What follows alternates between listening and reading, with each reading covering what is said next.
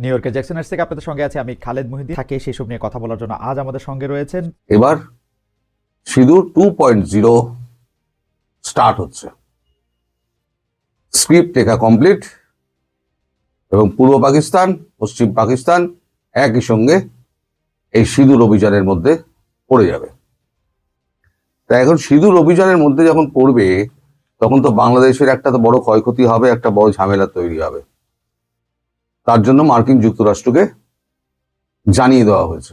আমি কয়েকদিন আগে আপনাদের বলেছিলাম মার্কিন যুক্তরাষ্ট্র সার্জিও গোরের উপস্থিতিতে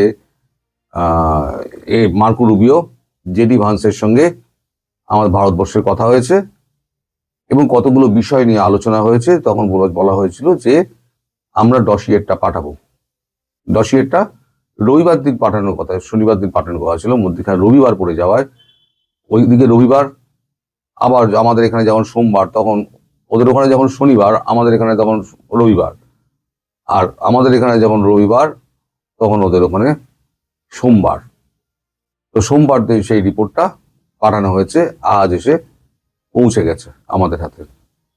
অর্থাৎ মার্কিন যুক্তরাষ্ট্রের সঙ্গে ভারতের যে চুক্তিটা, সেই চুক্তিটা স্বাক্ষরিত হয়ে দুপক্ষের মধ্যে সই সাবুত করে এবার ভারতবর্ষ তার পার্টটা সই করে ফিরিয়ে দেবে।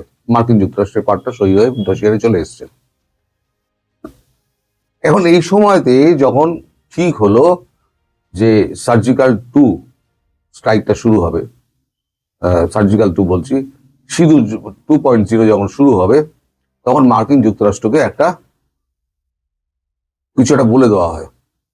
তার প্রেক্ষিতে মার্কিন যুক্তরাষ্ট্র বাংলাদেশে তার কর্মীদের এবং বাংলাদেশে সফররত যে সমস্ত মার্কিনী রয়েছে তাদের উদ্দেশ্যে একটা নিরাপত্তার সংক্রান্ত একটা সতর্কবাণী একটা জারি করেছে। সেটা A+++, মানে 3টে প্লাস, A+++, তার মানে চূড়ান্ত সতর্কতা। সমস্ত সভা সমাবেশ এবং গুলতানি এবং ঝামেলাযুক্ত জায়গা থেকে তাদেরকে এড়িয়ে চলতে বলা হয়েছে এবং যে যার জায়গায় যতটা পারেন ততটা চুপচাপ থাকবেন, এটুকুই ওই নির্দেশিকায় বলে দেওয়া হয়েছে। সেটা হয়তো আপনাদের দেশের খবরেও নিশ্চয়ই আপনারা জানতে পারছেন। এখন এই যে সার্জিও গোর এবং পল কাপুর, এরা দুজনে সম্ভবত 25 থেকে 26-এর মধ্যে কি 27-এর মধ্যে এরা ঢাকায় পৌঁছাচ্ছেন দুজনে একসঙ্গে।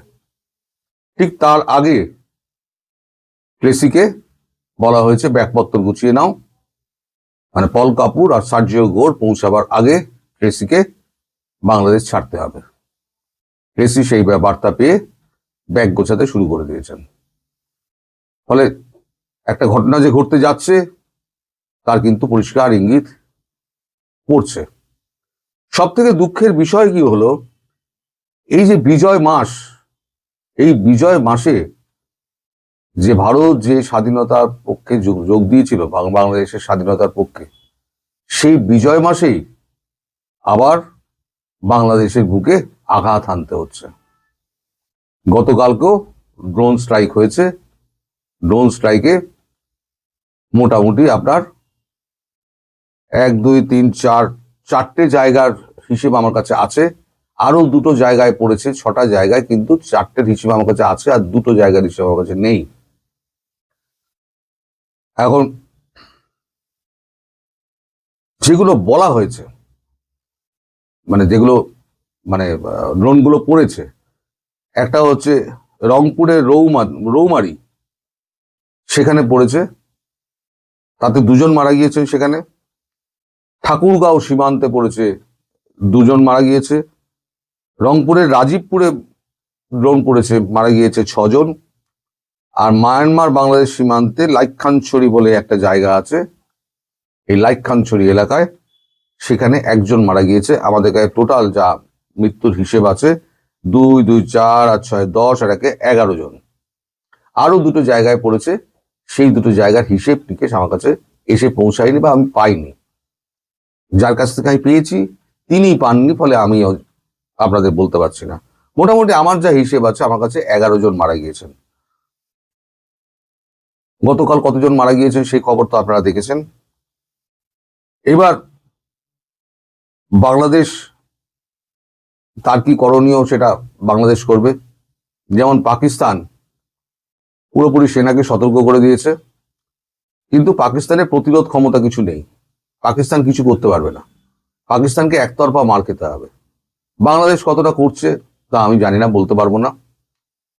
বাংলাদেশের নাকি আইন শৃঙ্খলা সামলাতেই নাকি সেনা ব্যস্ত, দেশের জন্য লড়বে কি, ফলে পড়ে পড়ে মারই খেতে হবে, এছাড়া কোনো উপায় নেই। এবার ধরুন এই যে আমাদের প্রণয় বার্মাকে বারবার ডেকে পাঠানো হচ্ছে, তলব করা হচ্ছে, এবার প্রণয় বার্মা খুব বিরক্ত হয়ে গিয়েছেন। প্রণয় বার্মা এখানে কিছু বলেননি, কিন্তু বিদেশ মন্ত্রকে তিনি যে নোটটি পাঠিয়েছেন সেই নোটের যে সারমর্ম, তাতে আমি যেটা জানতে পেরেছি তা আমি বলছি আপনাদের। বলা হয়েছে যে এই নিয়ে 6 বার আপনারা আমাকে তলব করলেন, আমরা আপনাদেরকে 57 পৃষ্ঠার স্যাটেলাইট ইমেজ দিয়েছি, কোথায় কোথায় আপনারা কি করেছেন না করেছেন, কিন্তু আপনারা আজ পর্যন্ত একটা কোনো প্রমাণ দাখিল করতে পারেননি। আর এবারে আপনারা আমাকে ডেকে পাঠিয়েছেন যে আপনাদের হাদির ওপরে গুলি চালিয়ে নাকি ভারতীয় গোয়েন্দা তারা নাকি এপারে ঢুকে হাদিকে হত্যা করে চলে গিয়েছে। কিছু তো প্রমাণ দেবেন আপনারা। এই যে বারবার বিনা প্রমাণে আমাকে ডেকে পাঠাচ্ছেন, আমার সময় নষ্ট হচ্ছে এবং আমি এতে খুব অপমানিত বোধ করছি, এবং আমি আমার ডিপ্লোম্যাটিক চ্যানেলে ভারত সরকারকে এটা আমি জানিয়ে দেবো যে বাংলাদেশে আমি আর কাজ করতে ইচ্ছুক না। এতে ভারতের কি রিয়াকশন হবে সেটা বুঝতেই পারছেন। বাংলাদেশ সম্পর্কে খুব একটা ভালো রিয়াকশন তো হবে না নরেন্দ্র মোদী এমনিতেই চুপচাপ, কোনো কথা বলেন না, কিন্তু সিগন্যাল পড়ে গিয়েছে, স্ক্রিপ্ট রেডি করো, মারো। এখন এই যে আপনাদের এখানে যে ড্রোন অ্যাটাক যে হচ্ছে এবং ভবিষ্যতে যে অ্যাটাকগুলো হবে সেটা নিশ্চয়ই মার্কিন যুক্তরাষ্ট্র জানে। তবে আপনাদের প্রতি, যেহেতু আপনারা আমার খুব নিকটের মানুষ, বন্ধু মানুষ, ভালোবাসার মানুষ, আপনাদের কাছে আমার একটা অনুরোধ রয়েছে। অনুরোধটা হচ্ছে, যেখানে দেখবেন পাকপন্থী এবং ভারত বিরোধী সমাবেশ হচ্ছে, সেই জায়গাগুলো ছোট হোক বড় হোক, সেই সমাবেশগুলো এড়িয়ে যাবেন। ওই সমাবেশের ধারে কাছে আপনারা থাকবেন না। কখন কি হয় কিছু বলা যায় না। আমি পরিষ্কার করে আপনাদের তো সবকিছু বলতে পারবো না, ভারতের প্ল্যান অফ অ্যাকশন আপনাদেরকে বলতে পারবো না, যেটা মার্কিন যুক্তরাষ্ট্রকে ভারত বলে দিয়েছে। ফলে মার্কিন যুক্তরাষ্ট্র তার নাগরিকদের এবং তার দূতাবাসের কর্মীদের বলে দিয়েছে এই সমস্ত জায়গাগুলো এড়িয়ে যাবে।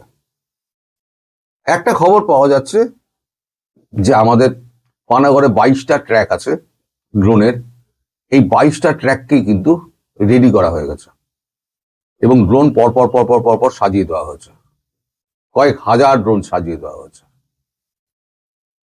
আমি কথার কথা বলছি, ধরুন কোন একটা সমাবেশ হচ্ছে, ভারত বিরোধী পাকিস্তানপন্থী কোন একটা সমাবেশ হচ্ছে, 10-20 হাজার লোক জমা হয়েছে, সেখানে 500টা ড্রোন গিয়ে অ্যাটাক করলো, হাড় গোড় নাড়ি ভুড়ি কিচ্ছু পাওয়া যাবে না। ওই যে বৃষ্টির মতো পড়বে না, কিছু পাওয়া যাবে না, বেলচা দিয়ে তুলতে হবে। দুঃখের বিষয় এটা যে 71 সালে আমরা যে সৈনিকদের শহীদের রক্ত দিয়ে আমরা যে বাংলাদেশকে স্বাধীন করেছিলাম, সেই বাংলাদেশকে আমাদের আবার আঘাত করতে হচ্ছে। এই আঘাতটা কিন্তু বাংলাদেশ নিজে থেকে ডেকে এনেছে, ডেকে আনার ফলে আজকে বাংলাদেশের দুর্ভাগ্য কিন্তু ঘনিয়ে আসছে। বলতে পারেন বাংলাদেশের আকাশে কিন্তু কালো মেঘ। আমি বলেছিলাম না, শিলাবৃষ্টির পর ঝোড়ো বৃষ্টি শুরু হবে, এবার ঝোড়ো বৃষ্টি দেখতে পাবেন। খবরে আপনাদের কতটুকু দেখাবে, কতটুকু বুঝে, কিন্তু আপনাদের দেশের যে মিডিয়া আছে, সোশ্যাল মিডিয়া, তাদের কাছে চেপে তো রাখতে পারবে না, লিক করে ঠিক বেরিয়ে যাবে। ফলে আপনারা সবই জানতে পারবেন। আমি এর থেকে বেশি আমি কিছু বলতে পারবো না, আপনারা শুধু সাবধানে থাকবেন। আমার যতদূর মনে হয় এই বিজয়ের মাসে আর একটা বিজয়ের জন্য আপনারা প্রস্তুত হয়ে যান। আমার বলার অর্থ এইটে যে 71 সালে যে বিজয় দিবস আপনারা উদযাপন করছেন, সেই আর একটা বিজয় দিবস আপনাদের উদযাপন করতে হবে যে কোনো একটা তারিখে। আবার এই দাঁত মুখ বার করেছে পাক হানাদারেরা।